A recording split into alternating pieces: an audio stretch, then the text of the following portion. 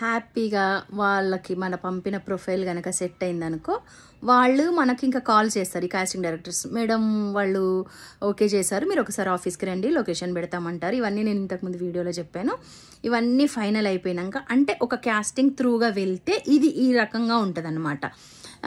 అన్నీ ఓకే అయిన తర్వాత మళ్ళీ పేమెంట్స్, రెమనరేషన్స్. ఈ రెమనరేషన్స్ కూడా ఇంకా వాళ్ళు అక్కడ మాట్లాడి మనల్ని ఒప్పించి, క్యారెక్టర్ కనుక చాలా ఇంపార్టెంట్ అనుకుంటే వాళ్ళకు మనం నీడ్ ఎంత రిక్వైర్మెంట్గా ఉన్నాం అనుకుంటే అప్పుడు చిన్నగా డిమాండ్ చేయొచ్చు.